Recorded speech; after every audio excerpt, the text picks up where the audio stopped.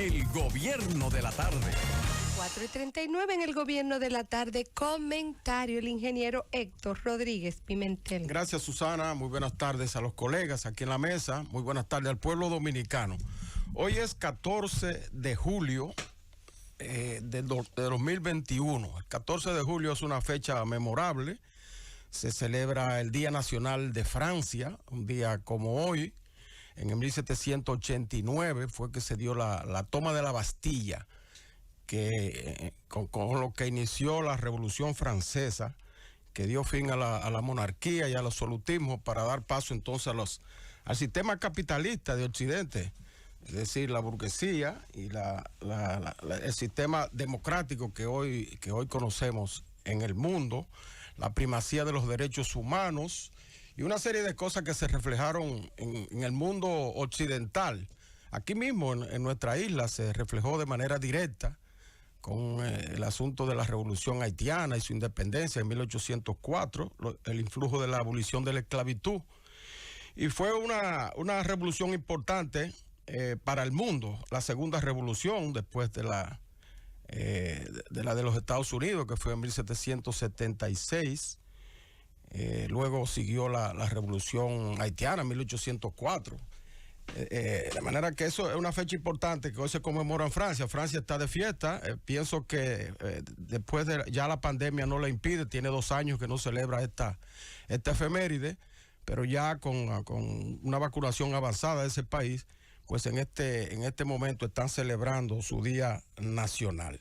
Otra conmemoración importante en esta fecha es el fallecimiento del presidente Joaquín Balaguer.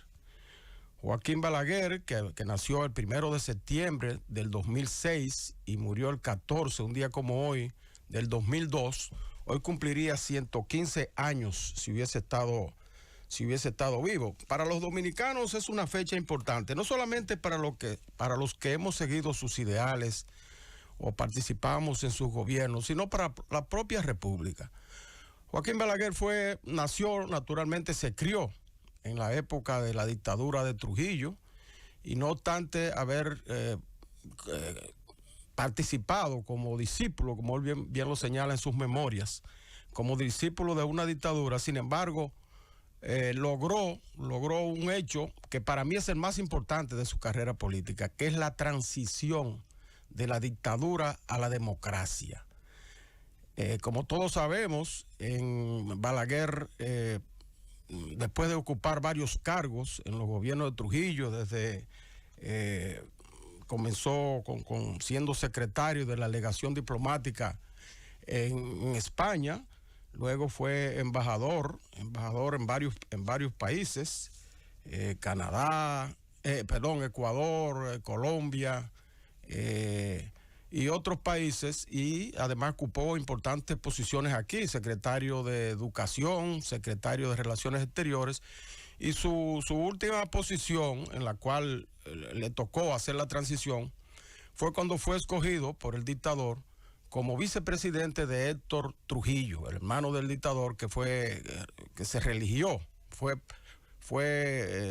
presidente a partir de 1952, pero se religió entonces en el 1957 por la presión internacional que había sobre la violación de Trujillo a ciertas normas internacionales, el atentado a Rómulo Betancourt y una serie de violaciones de los derechos humanos. Entonces el dictador se vio en la necesidad de buscar un sucesor de su hermano. Y ya entonces Balaguer estaba como vicepresidente en el 57, y a la muerte de Trujillo, en el 1960, entonces el dictador lo escoge como presidente en sustitución de su hermano, que es la posición que él tiene cuando se produce el suceso, el acontecimiento del 30 de mayo de 1961, el tiranicidio, la muerte de Trujillo, el asesinato, como algunos llaman, o el ajusticiamiento del dictador, el 30 de mayo de 1961. Ya como presidente de la República, a la muerte de Trujillo, entonces Balaguer tiene la oportunidad de iniciar el proceso de transición hacia la democracia. No pudo concluirlo porque tuvo que exiliarse en enero de 1962, después de haber tenido ese trayecto del 30 de mayo al 62, tuvo que exiliarse, pero antes de exiliarse dejó constituido un Consejo de Estado que precisamente estaba constituido por Rafael F. Bonelli, un correligionario de él, amigo de él de Santiago, por Don Henrique Cabral y Nicolás Pichardo. Ese Consejo de Estado fue el que propició entonces las elecciones de noviembre de 1962, en la que resultó electo el profesor Juan Bosch. Es decir, retornó la democracia, la transición hacia la democracia con la elección de Bosch en el 62, pero lamentablemente un gobierno que apenas duró 7 meses. Pero para mí ese es un acontecimiento importante, es uno de los aportes importantes que hizo Balaguer, o quizá de lo más importante, provocar una transición sin mayores traumas hacia unas elecciones libres que se produjeron en ese momento, aunque posteriormente entonces viene la inestabilidad política en el país, llega la guerra de abril del 65 y nuevamente le correspondió al doctor Balaguer entonces provocar la transición de la guerra, esta vez a la paz, de un sistema largo de 12 años que tuvo sus problemas, ¿verdad? Lamentables caídas de jóvenes valiosos en ese periodo de 12 años, pero ahí tuvo la oportunidad de crear las bases físicas y jurídicas, diría yo, de lo que hoy sustenta la democracia dominicana.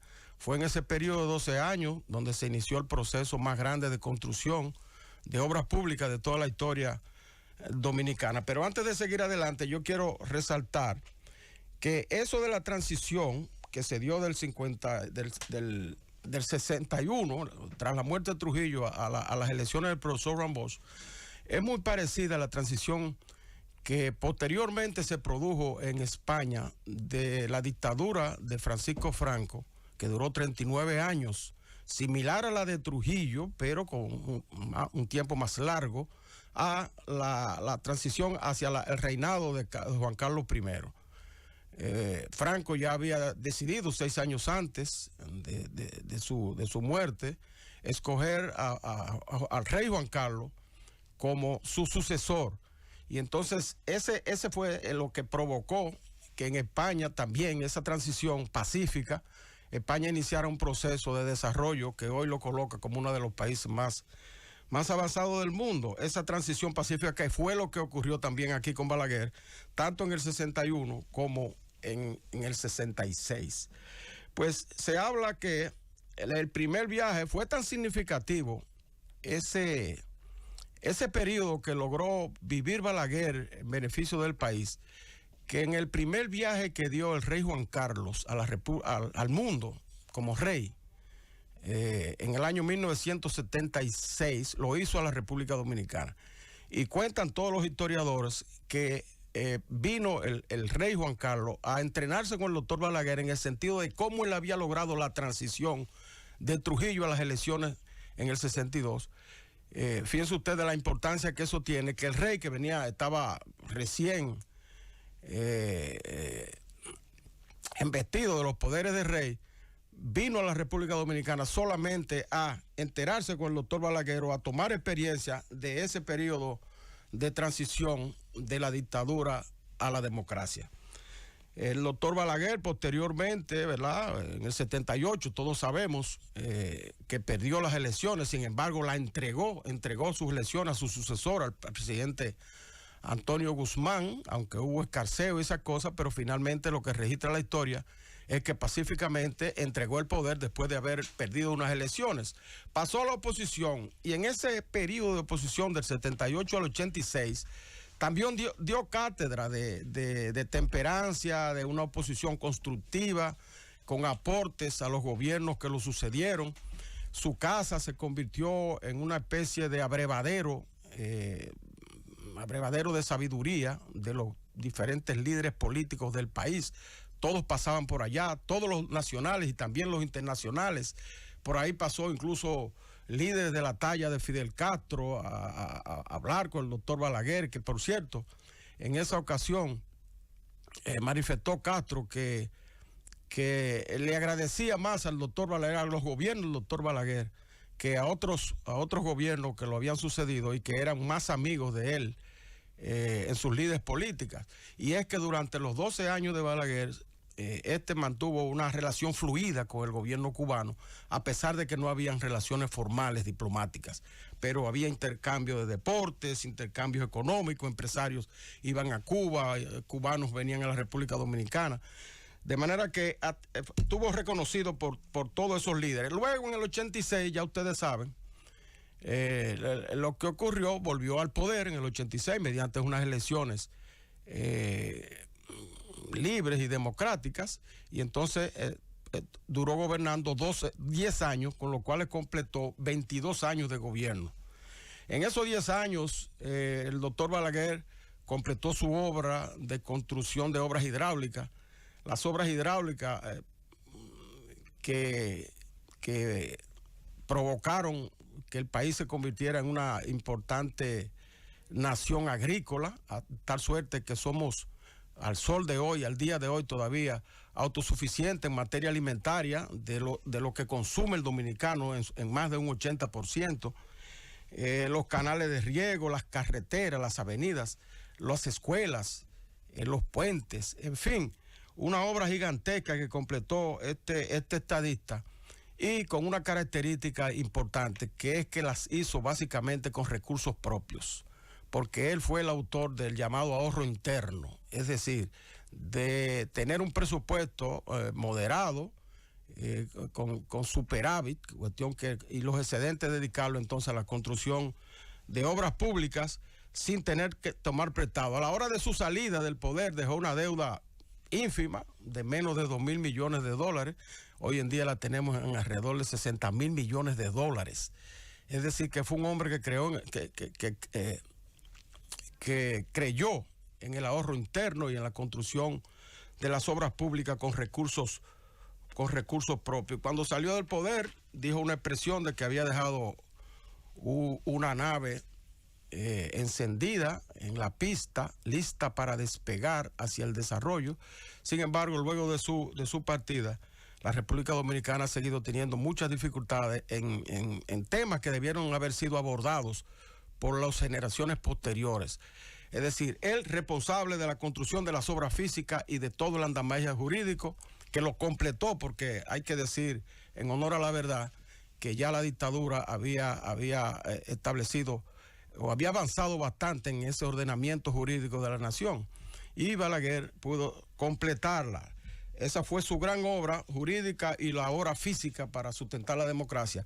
Y lo que venía entonces era avanzar en el aspecto educativo, avanzar en los niveles de la educación de los docentes, de los estudiantes, en la apertura democrática, ¿verdad? Que hay que decir que se ha avanzado bastante en ese aspecto, pero todavía adolecemos de una serie de problemas en el sistema educativo, en el sistema de salud.